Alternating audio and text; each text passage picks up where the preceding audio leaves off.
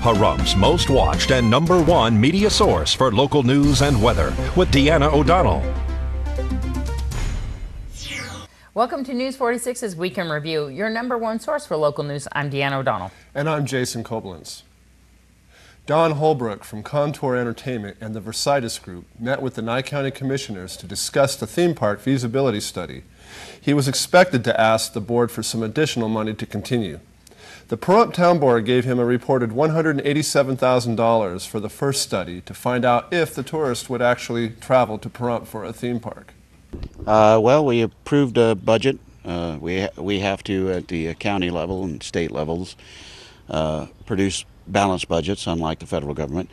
And so through a lot of cutting and moving things around, we did come to a balanced budget that we will submit to the state. It is contingent on the county unions hopefully conceding again some things, and they've been great in the past. The employees have always stepped up to help out, and we hope that they'll come along again, because we're like everybody else, funds are very short. Just in gasoline tax over the last 2 years, we've collected $500,000 less a year, and we still have the same amount of roads. So, but that wasn't, that money comes from gasoline tax. But property values have dropped, so that money is lower. So what we have to work with in the general fund in that budget is from property taxes, which everybody knows has gone down. And some of the concerns were veterans, right? And a little bit of the senior care, but luckily that was not part of the budget. No, that was taken care of in our workshop a few weeks ago. We Commissioners Braski and I and well, everybody agreed that we weren't going to cut the veterans or the senior services, but again, it's contingent on what we end up with from the unions, and it's going to be contingent on the state once they have some number that they come out with June 25th. So June 29th, we're going to have a special meeting to certify our property tax rates. We're at the cap for the county anyway, so that's not going to go any higher. But we may have to make other adjustments later. According to the Pahrump Valley Times, Don Holbrook of the Versidis Group and Contour Entertainment was named as a defendant in complaint filed the Montgomery County Court of Common Pleas, Dayton, Ohio. The lawsuit suggested that Holbrook work product was not at all what was expected by the council and did not conform to the contract requirements that Holbrook was required to fulfill as part of the contract. And in a related story, the Pahrump Town Board voted 3-1 in favor of spending the additional $207,000 on Phase 2 of the plan to develop a theme park. This brings the total to $361,000 from the Town Tourism Fund, which stood at $950,000 when this effort began. The Tourism Fund collects revenue from local hotel taxes and can only be used for projects that will actually attract tourism to our town. Interestingly enough, the same item at Monday's meeting with the county commissioners produced a no vote for more money. When Commissioner Shinhoffen asked Contour Entertainment and the Versidis Group if they've ever completed a project that they were hired to consult on, the answer was no. Tyler Coyner, the 2010 Pahrump Valley High School graduate who was charged for hacking into the school district's computer system and changing his grades, gave a speech to current seniors on the consequences of his actions Thursday. Coyner told students he was sorry for changing his grades and stealing the title of salutatorian. He also described the feeling of sleeping on the jail floor and seeing his parents cry every time he spoke to them. The speech was a stipulation of Coyner's probation.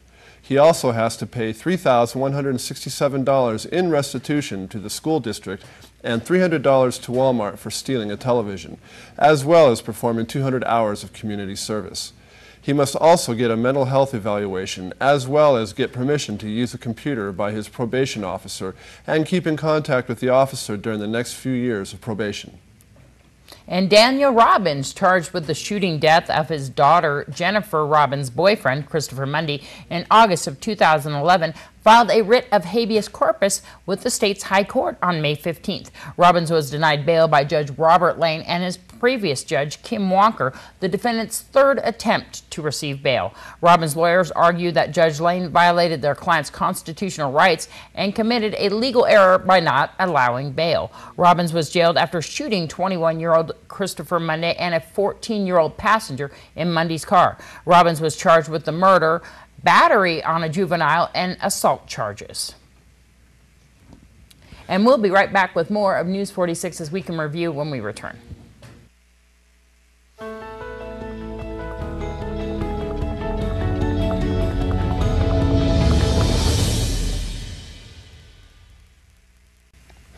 Welcome back. It's almost summer. A lot of us will be headed to the water to cool off. The Southern Nevada Health District wants to remind you of the ABCs and Ds of drowning prevention. The Health District reported 37 submersions in 2011 involving children 14 years old or younger. Of those, 5 were fatal. There have been 8 non-fatal submersions reported this year involving young children in Clark County. The Health District's annual ABCs and Ds of drowning prevention campaign emphasizes the need for adult supervision and barriers around swimming pools to prevent drowning. Here are the following safety tips. A. Adult supervision. Designate an adult who can swim to actively supervise children around water. B. Barriers refer to the installation of layers of protection between your home and your pool to ensure safety. C. Classes, including swim lessons and CPR, are a must for family members. D. Devices such as life jackets, personal flotation devices, and rescue tools can create a safe pool environment. 2 candidates for Justice of the Peace spoke recently at the League of Women Voters Candidates Night held at the Nye Communities Coalition.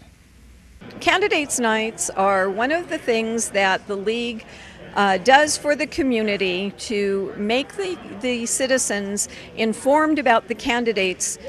We do it more of a question and answer, so that it's not just the canned speech that the candidates are used to. We don't tell the candidates what the questions are going to be, and the questions are geared around what the position is, to find out the knowledge they have about the position that they're running for.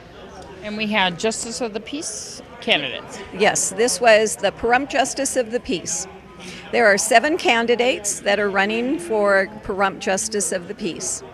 And are you going to be holding any other ones for other positions as well? Yes, we will be having another candidates night in the fall. We're hoping to concentrate again on the justice. Most probably it will be on the 5th Judicial District. There are 2 candidates running for that. We would very much like to bring them together and get the citizens to listen to their what they have to say about the position that they're running for. Why are you picking only these positions?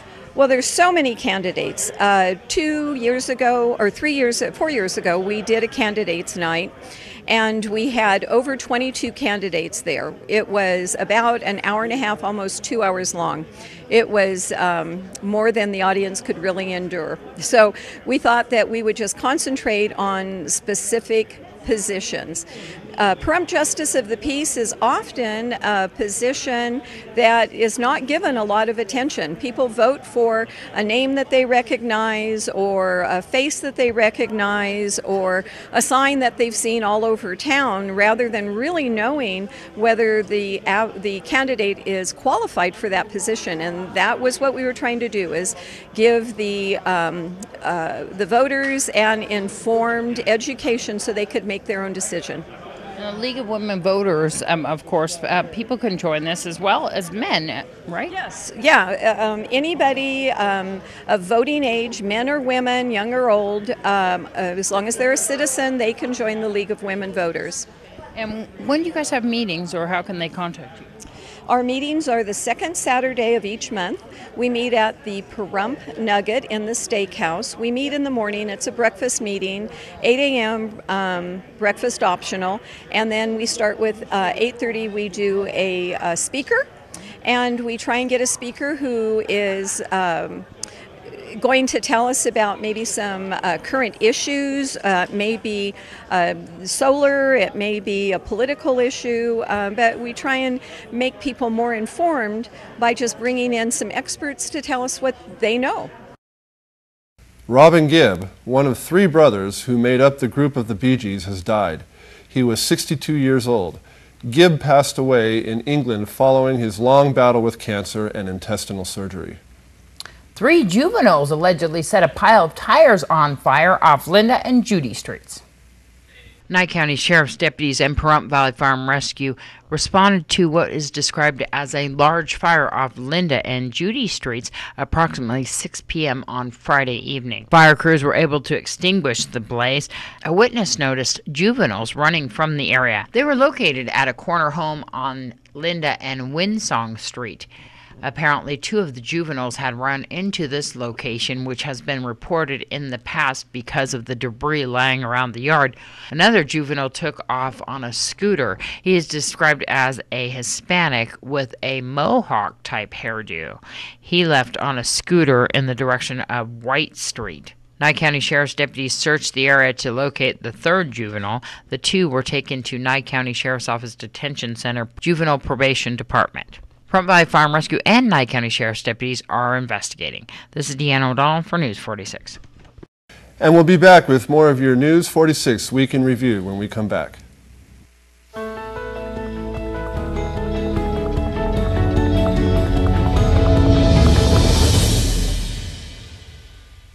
Welcome back to News 46. 2 fires about 60 miles southwest of Battle Mountain in Antelope Valley burned more than 6,000 acres. Both fires were human-caused and under investigation. There were no injuries on the incident and no buildings were destroyed. Antelope burned approximately 2,500 acres and Antelope 2 burned approximately 3,589 acres. The impacts of both fires are being assessed and appropriate rehabilitation measures are being developed. And 2 separate brush fires and several other spot fires kept firefighters busy on Tuesday off of Homestead Road. The black smoke billowed from the heavy brush and mesquite area near the VFW on Homestead. Pahrump Valley Fire and Rescue fought the fire, which engulfed about 20-foot by 20-foot area this morning around 10 a.m. This afternoon, approximately 2 p.m. in the same area, another brush fire occurred. Nye County Sheriff's Auxiliary closed the roadway while fire crews battled the blaze, which was first reported to be approximately 1 acre. Nye County Emergency Services fire crews were placed on standby in case the fire got out of control. Fire crews will be fighting the smoldering brush fire with shifting winds well into the evening. They will also be on alert because mesquite trees tend to burn hot with black smoke and also tend to rekindle. The cause of the fire is under investigation. This is Deanna O'Donnell for News 46. And we would like to thank Horace Langford Jr. from the PV Times for these additional fire photos. 7 lovely ladies will compete June 2nd at the Saddle West for the title of Miss Senior Golden Years. We spoke to the pageant director, B.J. Hetrick-Irwin. There's a meet and greet, and it's free to anybody who wants to come. We have munchies, and I want them to meet the Magnificent Seven, as they call themselves. You know, this is an exciting year for me. This is my 10th year, and it's going to be a big, big anniversary, and we're completely sold out, 260 seats, completely gone. We didn't even advertise, and it is gone. So we're scrambling. Everybody's screaming for tickets, but I'm pushing it right now with 260, so I'm so excited about it. And we're going to do things a little different. This is the first time I've ever allowed the Nevada Silver Tappers to perform in it, so that you will get to see the Tappers and then a surprise act. And we got a cute little bunch coming from Las Vegas called the Unicorns, and so it's going to, and of course our amazing Al Rio and Tommy Deering's going to be there playing, so it's going to be a big, big event. And Saddle West, the home of the Nevada Silver Tappers. You guys normally do, well, the Silver Tappers always do 2 shows, but the pageant's just 1 event. It's sold out to capacity. What date is that? June the 2nd, Saddle West at 7 o'clock. And there you go. And we have 7 contestants, like you said, who are all going from Miss Senior Golden Years crown. Vicki Glasgow will be stepping down. She's had a wonderful year. Yes, she's been an outstanding queen, really. And she's really feeling it now. She's getting very emotional, and it is a big letdown. But believe me, I'm not letting her go, because she's been absolutely amazing. And so to think that just 10 years ago, do you remember, Deanna, when I first started? Yeah, it's grown so huge, and the amount of money that the Senior Golden Years puts back into the community and helps out with so many charities, this event is so important, and these group of girls are so important. Oh yes, we're always doing for the community. These ladies, every Easter or any holidays, are at the hospital, and they're at the nursing homes. Give them little gifts. Nobody goes unnoticed, and they make these, and they're beautiful little things, and it just thrills the patients to death. And this is what we're all about, what we can give back to this community who has given back to us. A world record was set Wednesday at the Nevada National Security Site when a 1,527-foot steel tower used in above-ground nuclear experiments in the 1960s was brought down in a planned demolition. The Bear Reactor Experiment, or Nevada Bren Tower, is the tallest structure of its kind to ever be demolished. Taller than the Empire State Building, taller than the Stratosphere in Las Vegas, the tower was brought down because of safety concerns and risks to aircraft flying in the area.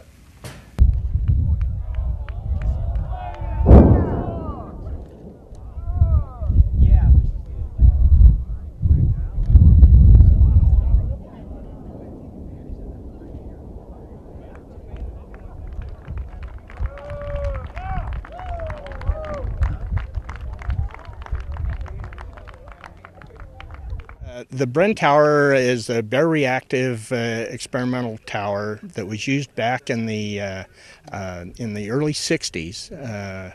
The idea was to recreate the bomb that was set off over Hiroshima. And the tower's height, about a little over 1,500 feet tall, was set at that height to recreate the height of the explosion of the little boy atomic bomb over Hiroshima. And they placed a bare reactor on top of the tower to give off radiation similar to the amount of radiation that would have come from the atomic bomb, to simulate how much radioactive exposure the residents of Hiroshima would have experienced back in the day. Because it had a bare reactor on it back in the 60s, more than 50 years ago, we will, when the tower comes down, we will do a quick survey just to make sure there's no radiation there, but we don't really expect to see any. The tower had 3 legs, sets of guy wires, and 12 cables attached at 6 separate elevations and anchored with concrete blocks. The tower was demolished by removing 1 leg at ground level and severing the tension guy wires and anchor on the opposite side. There's about 50 pounds of high explosives. They're going to cut 1 set of wires. They're going to put a small amount of high explosives on one of the legs of the tower, set them off simultaneously, and then this will just fall of its own free will. Now there's no use for this area. We do have some Department of Defense activities that go on out here with some training exercises, but otherwise this part of the site's not in use. The intent is to recycle as much of the steel as possible, which is 345 tons. However, radiological surveys will be performed on all of the tower debris, and any that cannot be recycled will be transported to either the Area 9 U-10C sanitary landfill or the Area 5 Radioactive Waste Management Center at the Nevada National Security Site. The tower was designed to withstand winds greater of 120 miles per hour. It was equipped with a 2-man elevator, which operated at a speed of 100 feet per minute. The tower has been moved once in 1966 to the location where it was demolished today. An unshielded nuclear reactor cobalt-60 source and a high-intensity neutron source were mounted on the tower, and the doses received in a nearby surrogate Japanese village and other surrogate structures were measured. Had the opportunity in 1992 to go to the top. There's an elevator inside, a man elevator, holds 2 people, and we toddled along at about 2 or 3 feet per day, it seemed like. It took about 20 minutes to get up there, and climbed off the elevator on a little platform up there and kind of grabbed hold of the railing because the tower is swaying at all times. Wow. And finally said, oh, this is cool, and started walking around the small elevator, looking out to see what was to be seen, which was the whole world.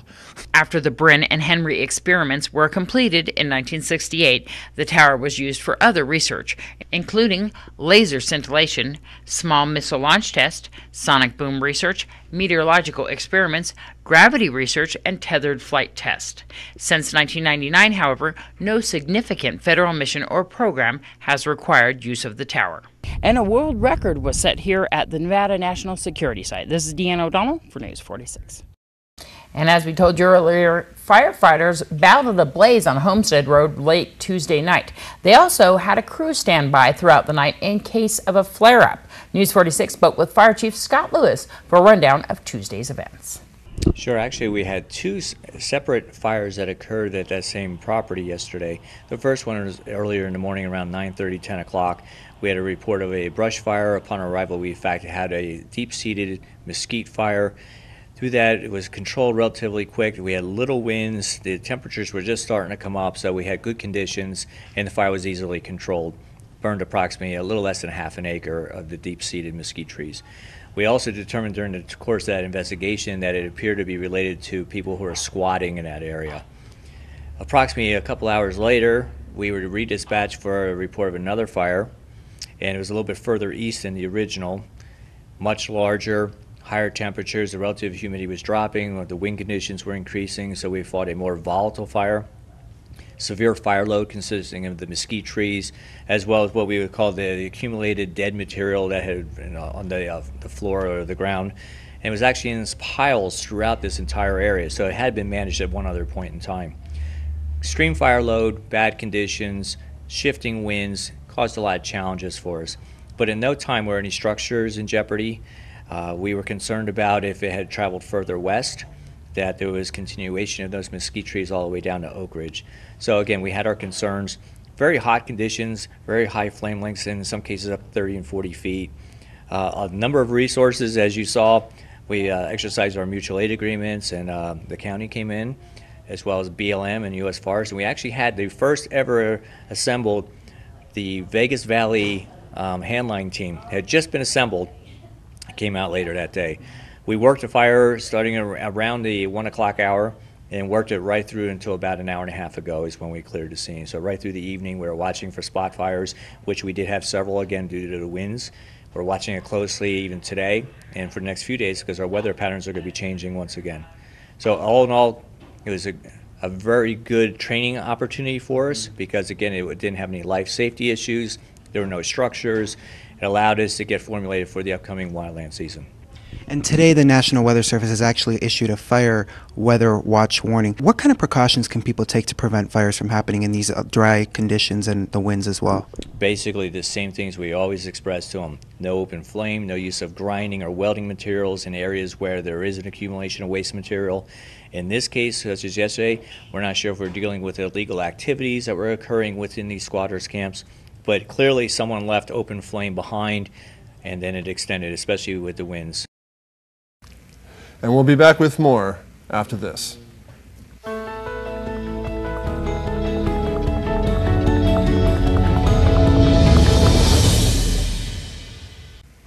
And the Nye County Commissioners passed a final 2012-2013 fiscal year budget. $60.28 million are in the budget. It will take care of the current $1.6 million deficit. The budget continues current spending freezes, including a freeze on step pay increases, a 5% reduction in employee work hours, and a 50% reduction in overtime. Property taxes are expected to decline, but not as much as they did last year. General fund revenues are estimated at $32.5 million for 2013, down from $33.58 million in 2012 and $37 million in 2011. The 7th annual High Desert Shorts International Film Festival will be held at the Pahrump Nugget all weekend long. Linda Cass gave us some details before the event. We're starting number 7 this year. It is absolutely amazing. We've gotten through this long and it's getting more and more popular and we have so much participation. It's really great. You're in here in the hallway hanging up these really wonderful pictures. What are these? Well, Crystal Dabrowski from Pahrump Valley High School has made this a class project, and the kids have just really stepped up to it. We used to only have just first place, and now we have first place, second place. This year we had a tie for third, and we have 34 honorable mentions. And so I have to display the art. These kids really, really participate, and they put their heart and soul into it, so I've got to really promote them. They're going for the poster to promote the High Desert Shorts International Film Festival. This actually turns into the poster for the film festival, doesn't it? Yes, it does. The one that's picked for first place turns into the poster, the commemorative poster for the festival for the year, and we use it in all of the advertising. And to promote, it goes on the website, and it's really a wonderful community spirit that everyone participates in. It's really very nice. Really wonderful event. All up and down the hallways, we're here promoting the High Desert Shorts International Film Festival. But the film festival starts this weekend, doesn't it? Yes, it does. It starts Friday night, May 25th, 6 o'clock. Doors open at 5. The admission this year is $3 per person for the evening. And the evening goes from 6 p.m. to approximately 11. Same thing on Saturday. And then the awards ceremony on Sunday night is free. Wonderful. How many films did we have entered this year? We had probably close to 100, but we only chose 30. We picked the cream of the crop this year so the audience could really enjoy themselves. And Pahrump Valley Fire and Rescue's Alan Bigelow will also be screening his film tonight at the festival. And in part 2 of that story, Linda Cass, the creator of this weekend's High Desert Shorts International Film Festival, gives us some more details.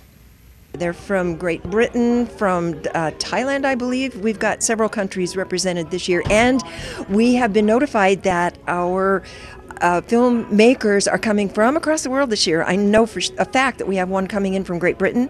Last year we had one come in from Australia, and he ended up taking the Audience Choice Award. Wonderful. It was it was very special. Give me a definition of what a short is. According to the Academy of Motion Picture Arts and Sciences, a short film is 40 minutes in length. And that's a total runtime, including the credits. And in order to qualify for their standards, that's what we've kept it at. But these shorts are usually even shorter than that, aren't they? Most of them are. We've had the animation, because animation is so labor intensive, we've had them at less than a minute, at 55 seconds. Yeah. And we had one that won last year, and when I called the winner to let him know that he'd won, he said, "Oh my goodness, this is icing on the cake," because he'd been contacted by a major motion picture company to expand his 55-minute winner into a feature film. Wow. In animation. Wow. Amazing. Wow. These films, we kind of have a theme on different days, don't we? Well, we have several. On Friday, we start with comedy. And we have some horror, science fiction. On Saturday we have drama, and then we have a mixed bag, because some you can't put them exactly into a category, so you just mix them up because they're very good entertainment. Yeah. And so if they want to find out more, if the public wants to find out the schedule, they can actually go online? Yes, it is. High Desert Shorts International Film Festival is High Desert Shorts IFF.com. And that's where they can find out the whole schedule of everything. But otherwise, it's going to open at 6 p.m. on Friday night here in the event center at the Pahrump Nugget. That's exactly right, in the event center. We set it up. It looks just like a theater seating, and it's really a nice setting. And a shout out, thank you to the Pahrump Nugget. This is the 7th consecutive year that they have donated the space for our event. It's beautiful. Los Angeles is the nation's largest city to ban plastic bags at grocery stores in an increasingly widespread move to conserve the environment. The City Council voted 13-1 Wednesday to approve a policy that would ban single-use plastic bags later than this year after an environmental impact report is completed and an ordinance is adopted. The program is modeled after bag bans in 48 other California cities that aim to prod consumers into using reusable bags in order to prevent plastic litter that clogs waterways, swells landfills, and clutters streets. When the ordinance is adopted, the city will require large stores to phase out plastic bags over 6 months, then provide free paper bags for another 6 months. Smaller retailers will have a year to phase out plastic. After a year, retailers will be allowed to charge 10 cents for paper bags. Residents receiving government assistance would be exempt from the bag fee. And as we head into our break, here's Mr. Movie Phone. I'm Mr. Movie Phone. You've been waiting a decade for it, or have you? Those Men in Black are back, and you'll know if we're in or out with my weekend movie preview next. Action! Happy weekend, everybody! Well, this week at the movies, a fictional nightmare in the aftermath of a very real nuclear disaster. And those smartly dressed alien hunters are back in Men in Black 3. I promise you the secrets of the universe, nothing more. Well, what other secrets are there? Will Smith returns as Agent J and is sent on a mission to save the planet and his partner, Agent K, played by Tommy Lee Jones. J must travel back in time to find a young K, played by Josh Brolin, to make things right and save the future of mankind. The real deal? Well, you won't need to be neuralized, but you won't be dazzled either. Men in Black 3 is okay, and in the summer sci-fi, just okay, not good enough. I'm out. The aftermath of a nuclear disaster is the backdrop for the thriller Chernobyl Diaries. So, I know I said we're going to Moscow. Yeah. You guys ever heard of Chernobyl? Yeah. That's where the nuclear disaster happened. Yes. Have you heard of extreme tourism? You're incredible. Who's coming with Paul to Chernobyl? In the latest movie from the makers of Paranormal Activity, we follow a group of young tourists who decide to go to an extreme tour of the town that was once the home of the workers of the Chernobyl nuclear reactor. The tourists believe the town has been deserted since the disaster, but soon discover they are not alone. The real deal? Well, from the guy who can't seem to afford a tripod or a theater to show us the movie for that matter. Chernobyl Diaries looks like it should be tossed in the reactor. I'm out.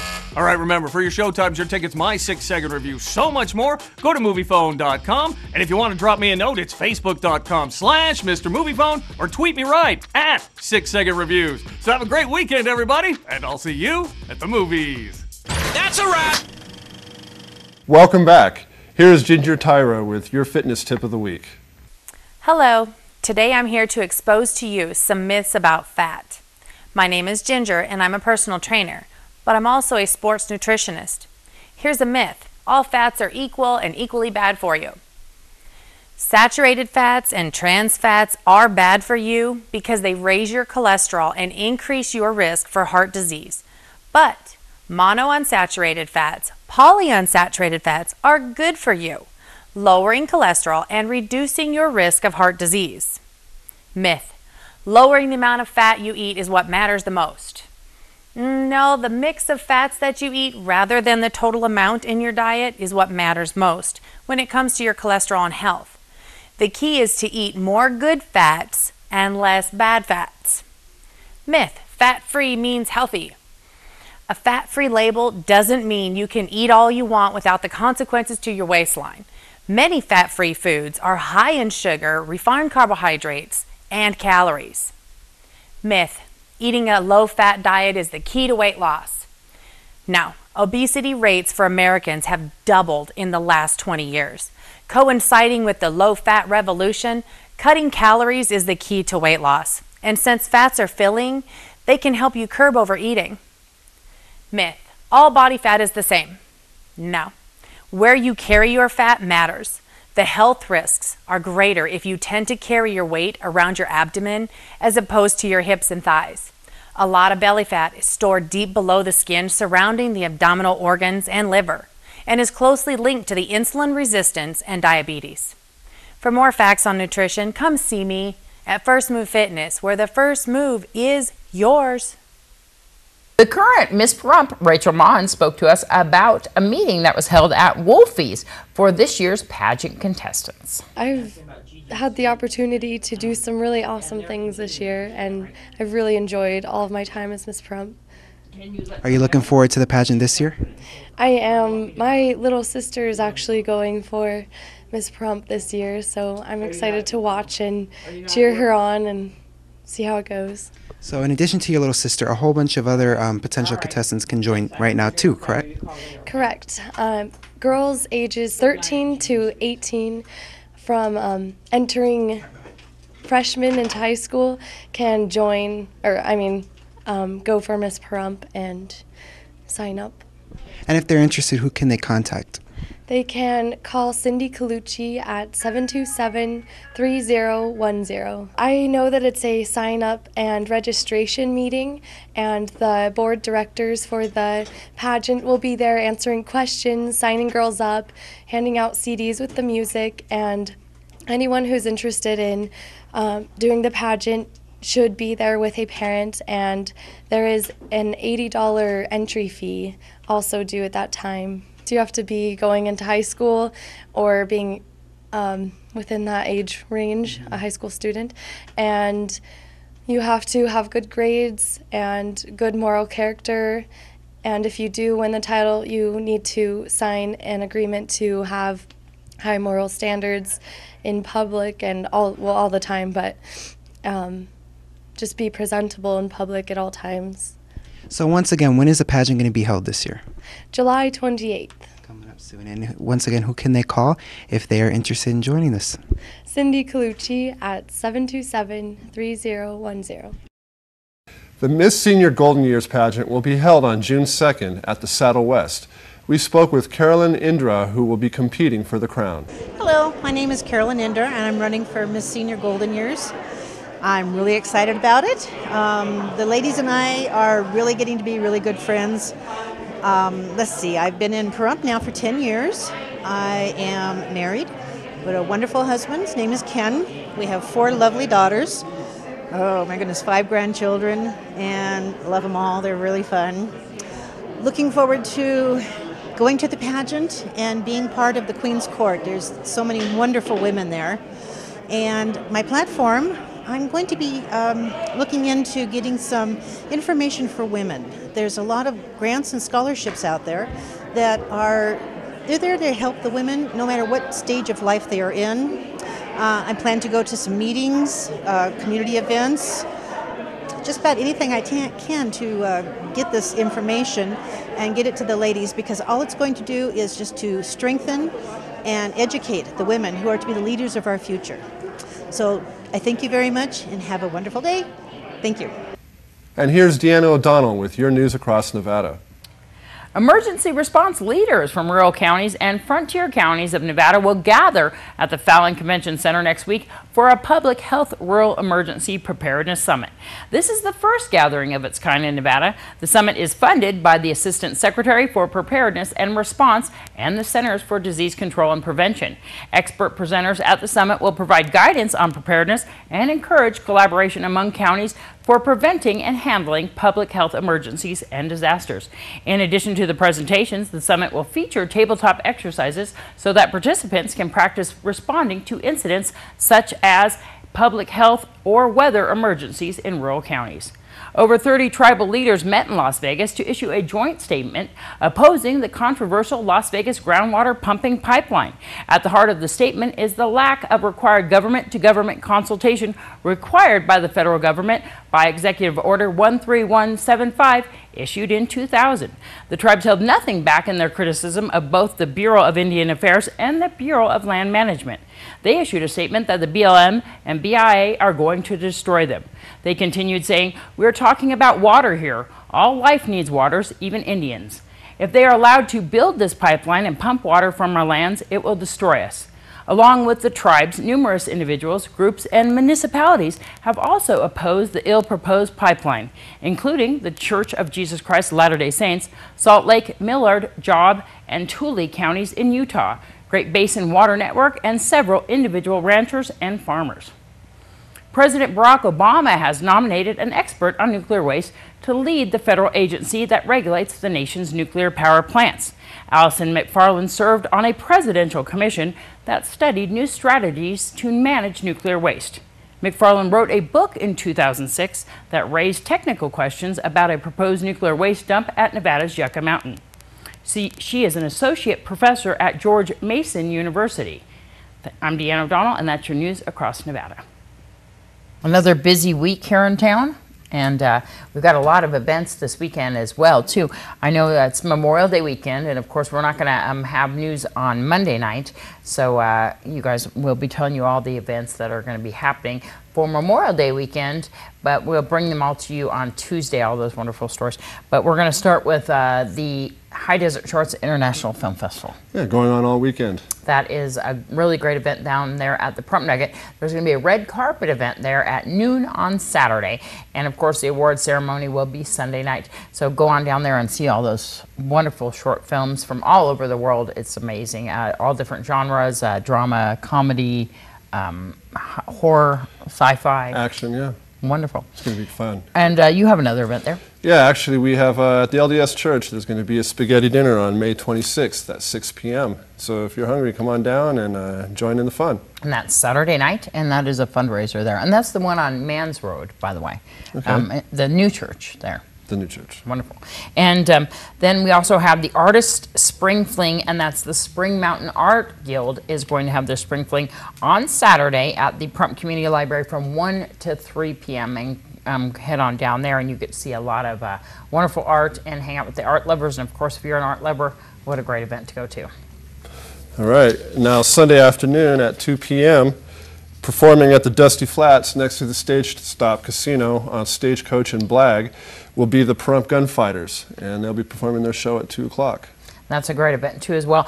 And you know, there's a little blockade there off of Blag, so you just get to park and walk into where the stage stop is. So definitely go there. That's a free event, so bring all your kids. Yeah, it's pretty fun actually. And we're going to move on to the events on Memorial Day. And the Memorial Day events, there's 2 services. And of course, we have the usual VFW at the Chief Tacoma Cemetery, and that begins at 10 a.m. The Chief Tacoma is right next to the Pahrump Community Library on East Street. Get there early for seating purposes, but because the ceremony starts promptly at 10 a.m. And at 9:30 the same morning is the one service over at Gigi's, and that's at Gamebird Road and Money Street. And again, come early so that you can get your seating. That'll be at 9:30 in the morning.